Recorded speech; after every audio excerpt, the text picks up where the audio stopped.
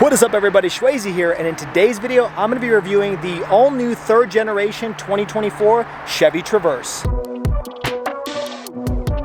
And before we dive into today's video, I do want to extend a huge thank you to Jerry Seiner Chevrolet of downtown Salt Lake City for giving me the opportunity to review this vehicle for you all today. If you guys are in the market for a new or used Chevy, make sure you reach out to them and let them know that SchwayZ sent you. I'm going to put their information down in the description below.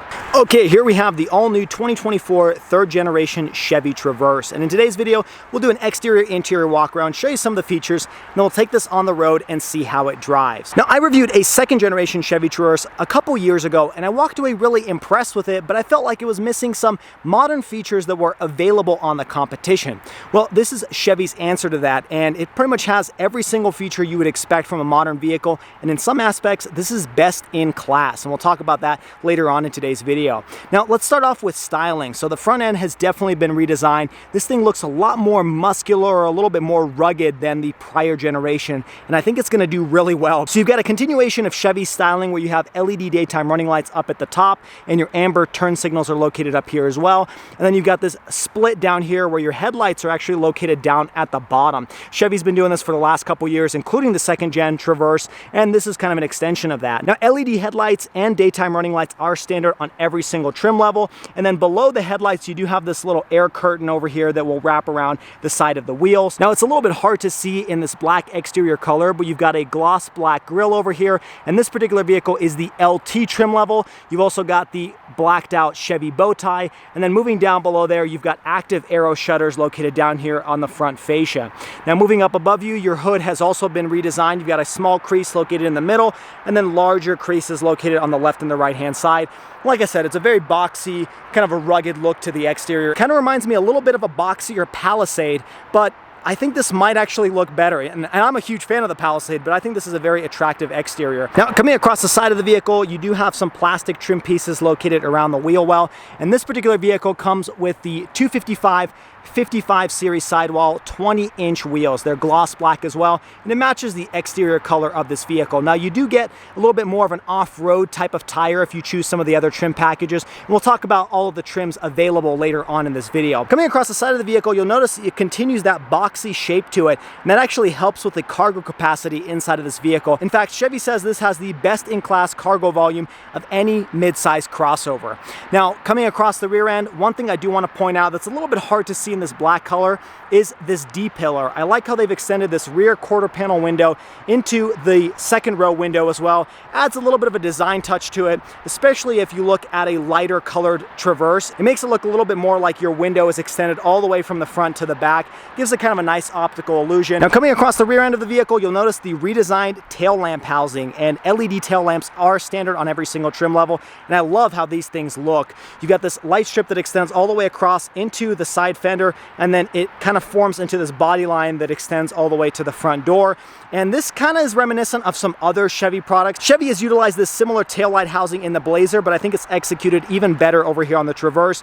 You got a second line that extends all the way down, and your housing itself is a pretty large tail lamp. So this whole section is part of the tail lamp, and again, on a different color, it looks a little bit different. I like the black color on this vehicle, but I feel like it doesn't show off all of the design attributes of the Traverse. Now, the rest of the rear end looks very good as well. You've got a spoiler located up here at the top with your third brake light. You got your windshield wiper down there, another blacked out Chevy badge, and again, this is kind of all part of the tail light housing. And then down here you've got blacked out Traverse all-wheel drive and LT badging as well. Now, every single Traverse comes with this quad exhaust outlets, and it's a little bit overkill considering the powertrain here, but I do like how that looks. They've got kind of this brushed aluminum tip to it, and then over here in the center you do have a cover for your trailer hitch as well. So if you choose to tow with this vehicle, you want to remove that. Now let's talk about the vehicle dimensions. So similar to the second gen Traverse, this is one of the longest mid-size three-row crossovers. It's almost pushing full size. The length of this vehicle is about 204.5 inches, when a lot of the competition is in the high 190s. So this is 4 or 5 inches longer than any of the competition, and that helps with the interior cargo capacity.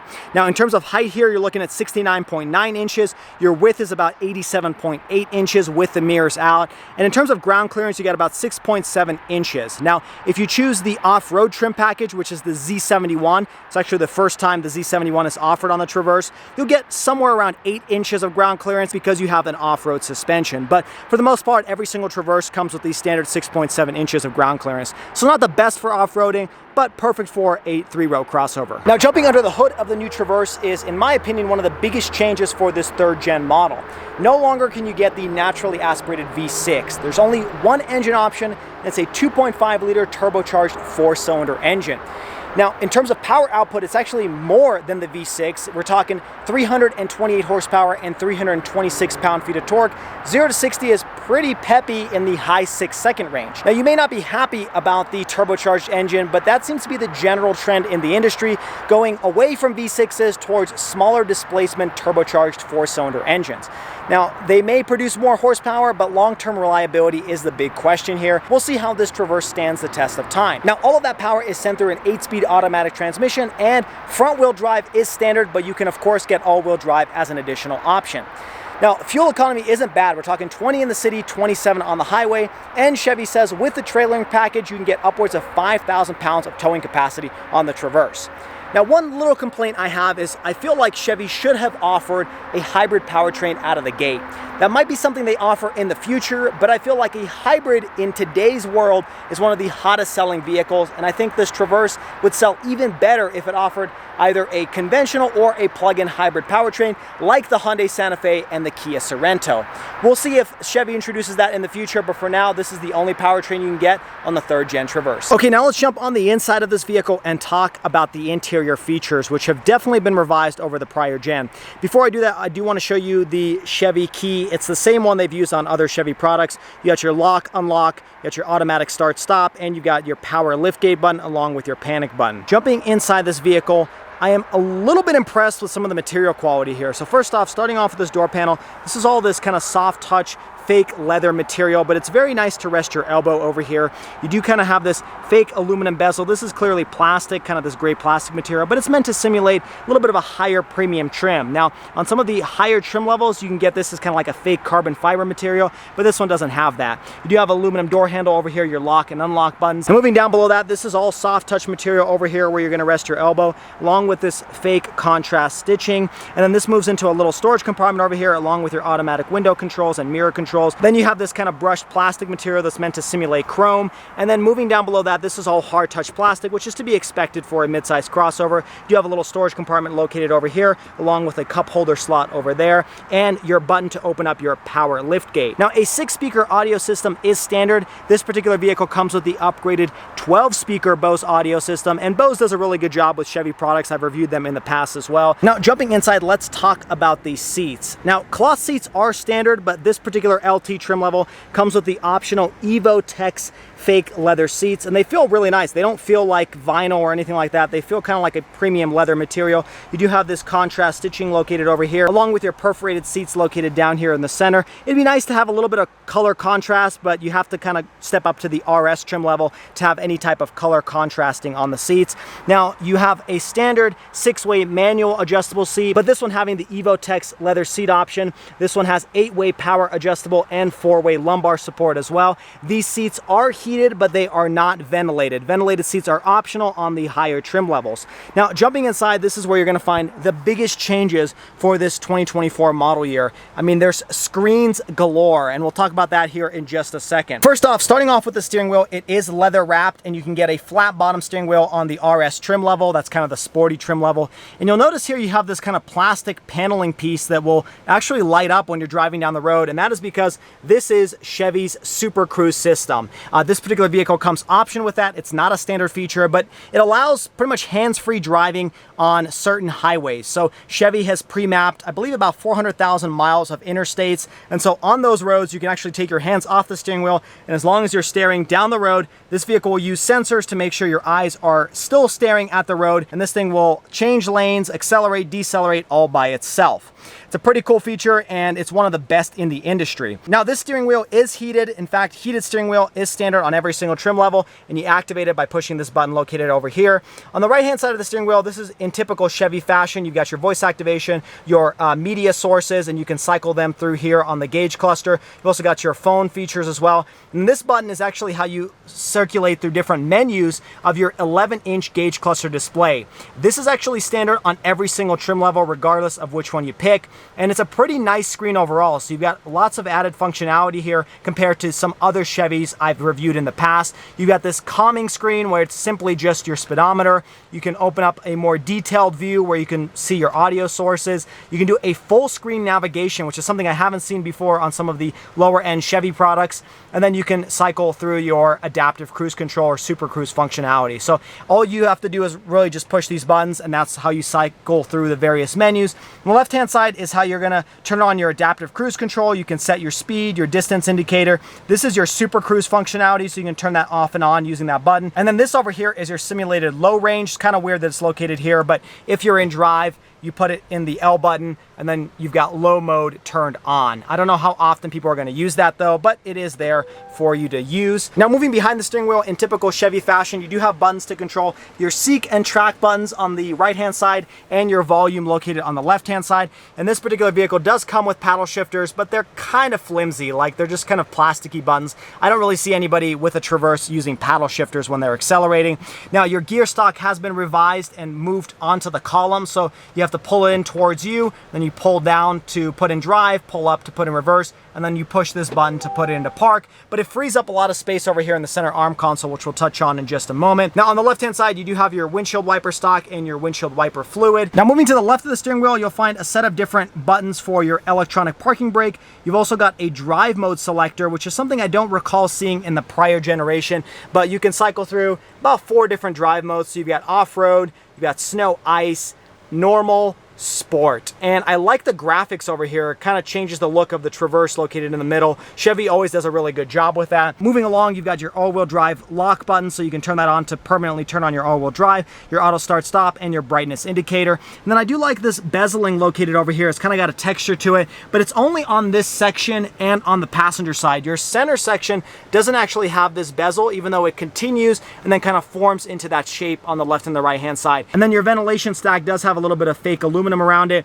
And then the nice thing here is this is all soft touch injection molded plastic. So this is all this rubberized material, but no cheap hard touch plastics in the Traverse. And then you do have this fake simulated stitching that extends all the way across the passenger side. A little bit more of this fake kind of aluminum plastic piece that you find on the door panel as well. But overall, a very inviting and more upscale interior than the prior generation. Now, talking about this elephant in the room, this is a 17.7-inch touchscreen display. It's the largest in its class. I think the next closest is about a 12.3-inch screen. And this runs some of the best software I've reviewed in the automotive industry. Chevy does an amazing job with that. You've got your quick access buttons located up here at the top, and you got your home menu. You've kind of got this widget screen where you've got kind of a dual menu setup. You've got your audio controls. You can open up your navigation and open up your phone Bluetooth settings. Then this is a kind of a quick access panel that you can also access by pushing this button located over here on the left. Now, this does have wireless Apple CarPlay, wireless Android Auto, and you've got Google built in. So you can actually ask it questions like you would with a smart home device. Now, one cool thing I want to point out about the screen is this little bezel over here. So some manufacturers would just cut this off and kind of keep this as a black plastic, but Chevy actually integrated the screen all the way edge to edge, which really adds to kind of the thoughtfulness and engineering and design of this screen. It's absolutely massive, and you've actually got it behind this volume controller over here as well. So as you can see, as I'm turning up the volume, you got this little slider over here. This is all part of the screen. Very impressive technology here. You do have a little mute button located over here up at the top, but if you hold it down, it'll shut off the screen as well and just show you your date and time. But very snappy software. I mean, it's so quick to respond and lots of functionality built in here. So you do have a quick access button for your 360-degree camera, which is also standard on every single trim level. That's impressive. I don't think any other competitor offers a standard 360 camera, and GM does a fantastic job with that. They have some of the best 360 cams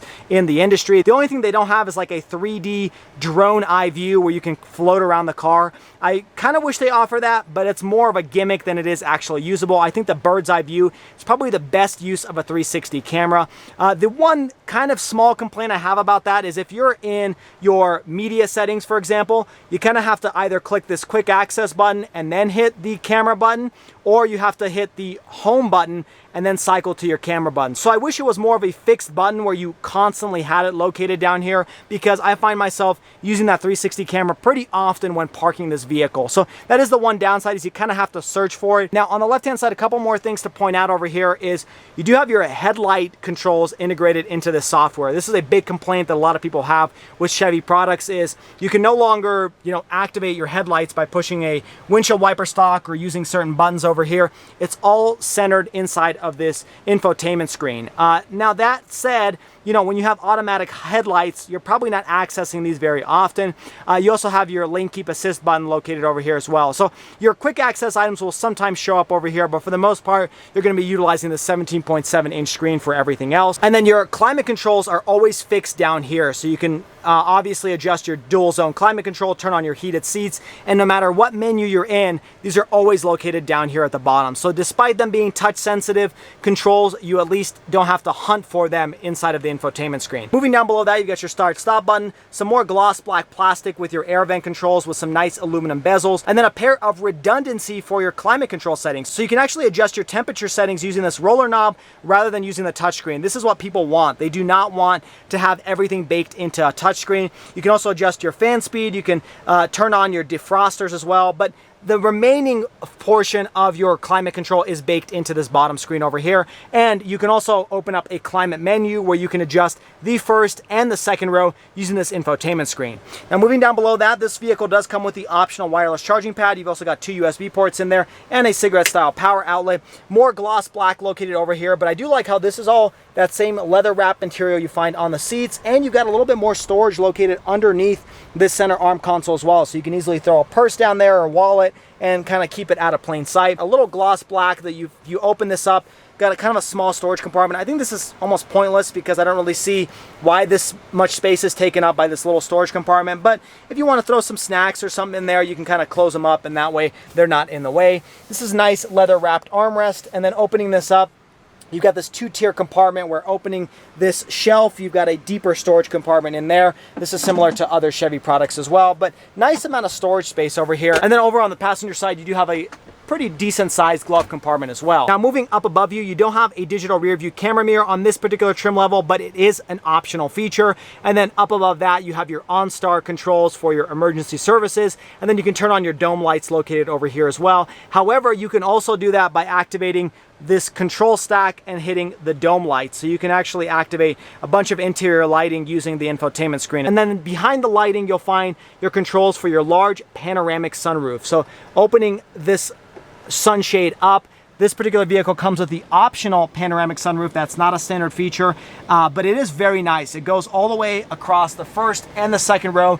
And I like how it's integrated in this particular vehicle more than the second gen. The second gen had one sunroof above the driver's side and then a larger one above the second row. This one kind of has this more fixed pane glass, more similar to some of the competition. And this piece of glass does open, which is nice, but it is a hot day, so we're actually gonna close that up. Behind the panoramic sunroof, you do have a sunglass holder over here. And that pretty much finishes off all the features in the first row. Let's show off what's going on in the second row. Okay, jumping into the second row of the Traverse, same nice soft touch material located over here at the top of the door panel. You've also got more soft touch surfaces over here. And then I like how they've removed the cup holder that used to be on the second generation in the door panel, because every time you'd shut the door, you would shake any liquids that are located inside of that. You do have your automatic window controls, a little storage compartment down here, and an extension of your Bose audio system. Now moving inside, talking about these seats, you can get second row heated seats as optional. This particular vehicle, of course, does not have it because it's the LT trim level. Now seating for 8 is standard on the base trim level, but every trim level above that comes with this 7-seat capacity. So you've got 3 in the back as standard on every trim level. You've got this one having the captain's chair set up with only 2 seats over here and obviously 2 seats in the front. So if you do need seating for 8, you're not going to get all of the bells and whistles that you get on some of the other Traverses. But climbing back here, this has some of of the best legroom in its class. We're talking 41.4 inches of second row legroom, and then pretty cool amenities here. So you of course have your climate control settings located down here, but you've also got this household power outlet located down at the bottom, so you can, you know, plug in a laptop or anything like that. You've also got 2 USB ports and a little storage compartment located down here, along with your cup holders now built into the center armrest. Now, in terms of headroom, we're going to close this massive door, which almost opens at a 90-degree angle to be able to fit car seats and kids in the second row.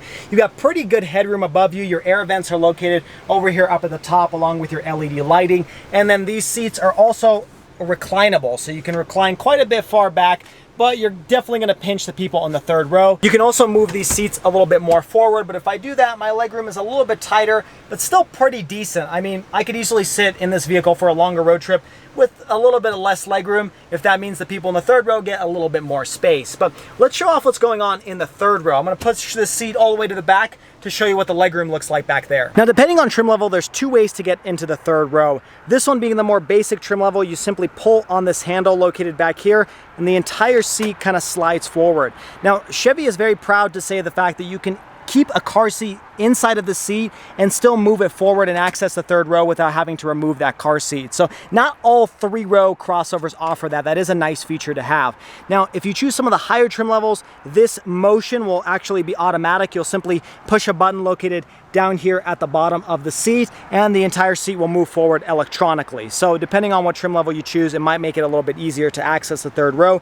But this opens up a very large opening into the third row of this vehicle. And climbing back here, Chevy says you have about 32.1 inches of legroom behind the second row, which is also up there as some of the largest in its class. Now, keep in mind, because this vehicle is generally longer than a lot of the competition, you do get more cargo space and more legroom inside of the third row. So if you really plan to use this vehicle as a 3-row crossover and utilize these third row seats, you're going to want to consider the Traverse because it's generally larger than some of the competition. In fact, as I was reviewing this vehicle, I had a couple that came by and they're buying their third Traverse, and they said that the nice thing about this vehicle being generally larger on the inside but not so large on the outside that it competes with like a Suburban or a Tahoe is this can actually fit in the garage. So there's definitely a benefit to have a generally larger 3-row midsize crossover without going to the full-size level. Now, sitting back here, in terms of amenities, there's not too much to talk about. You do have really good amount of headroom over here. I'm 5'9", and I've got about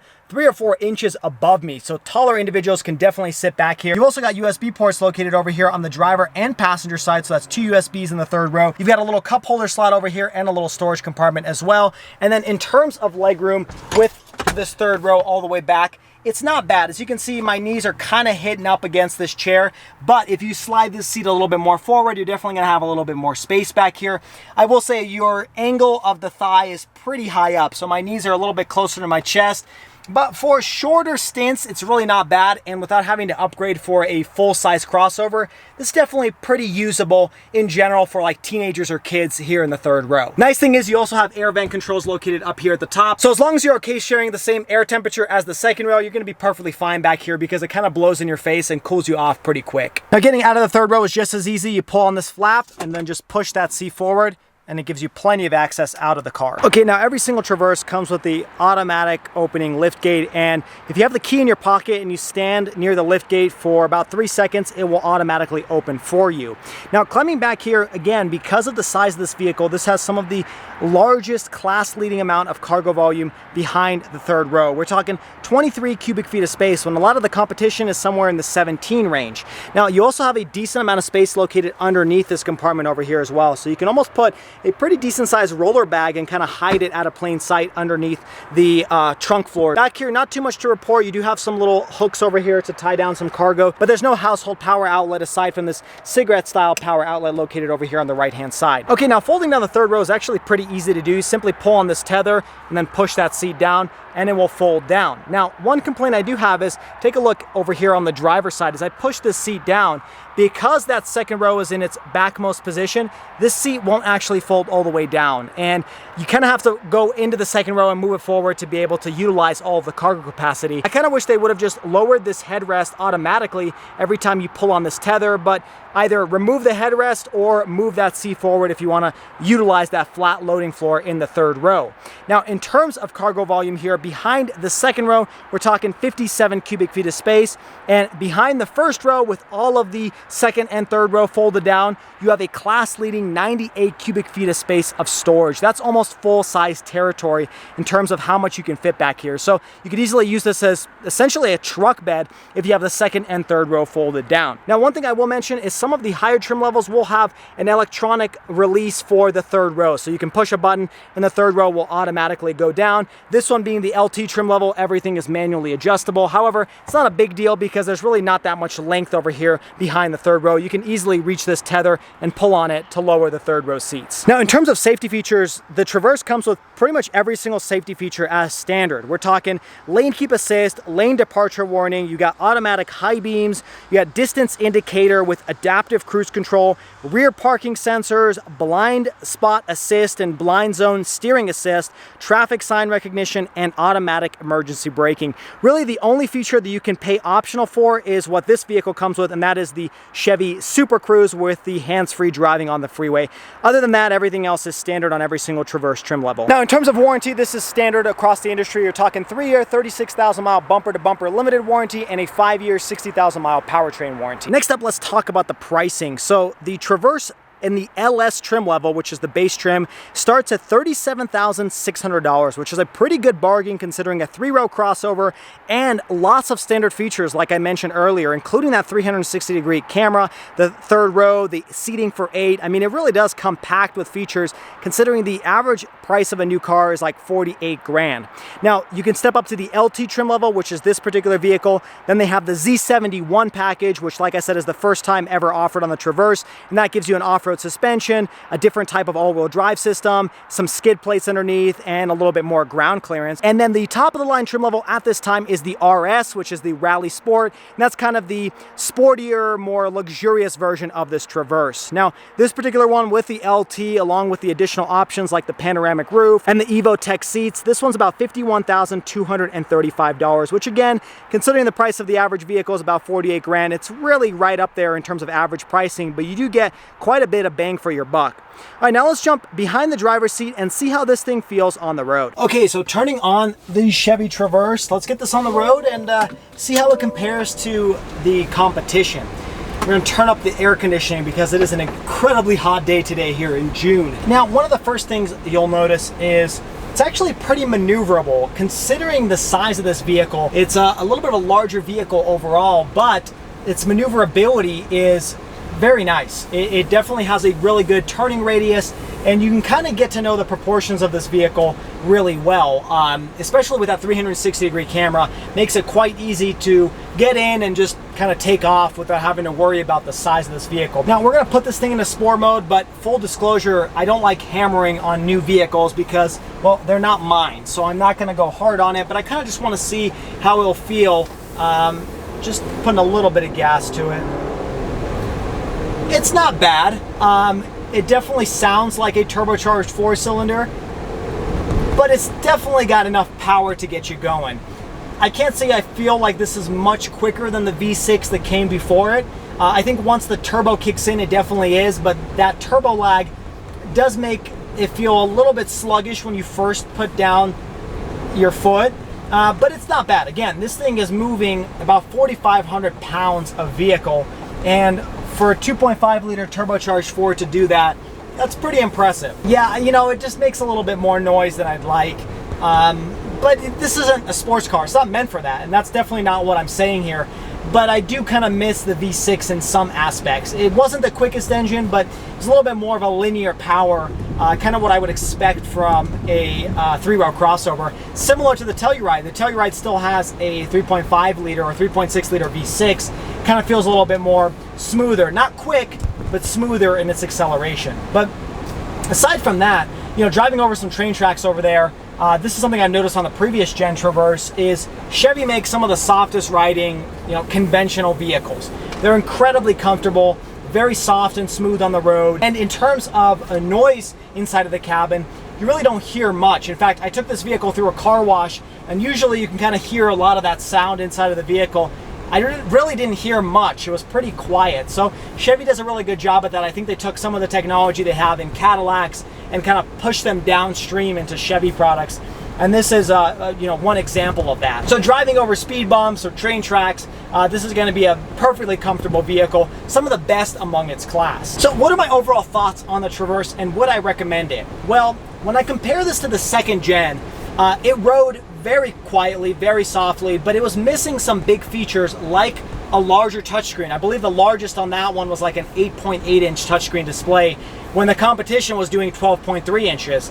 And now finally in the current version, this thing is some of the best in its class. I mean, this is the largest screen I've seen in a midsize 3-row crossover. It's got a full digital display. The Super Cruise is an amazing feature, definitely a competitive advantage for Chevy.